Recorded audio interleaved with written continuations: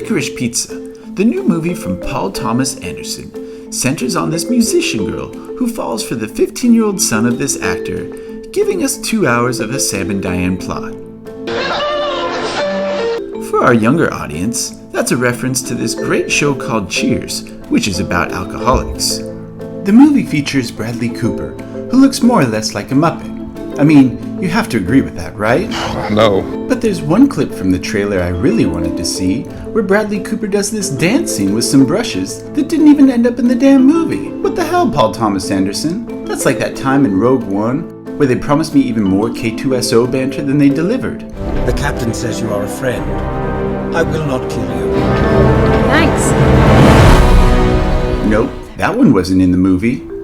But I did really like it when this girl walked into a door.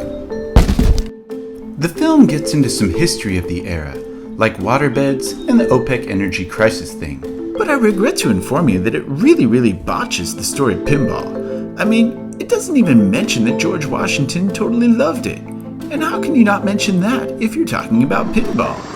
In a way, pinball really started with the American Revolution. And how do you make a connection like that? Well, the French came over and brought their game of bagatelle. You see, this guy knows what he's talking about. So what's wrong with the film? Well, there's a little problem that has led to some controversy. And I'm not alone here.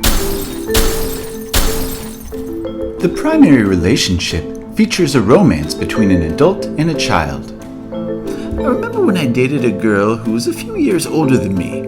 Her name was Beth or something like that. She always wanted to watch this old show called Cheers, but she did come with a car. My point is, age gaps usually don't work.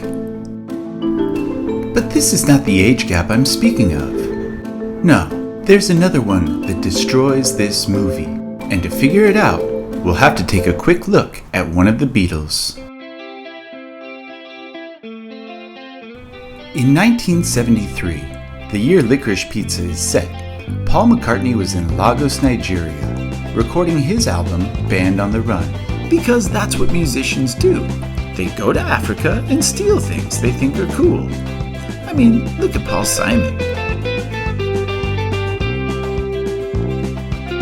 When he went to Africa, he even called his album Graceland, because that's pretty much what Elvis did too. He stole things from black people.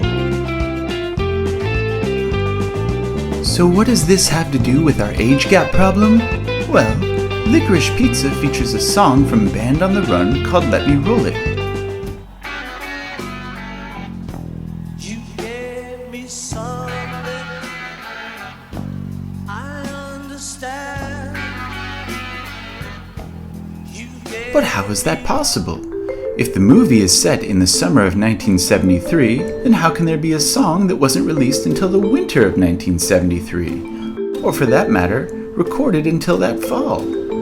The answer is simple. It's impossible. How hard is it to do a little bit of research, Paul Thomas Anderson? Will your movie win an Oscar? Certainly not now.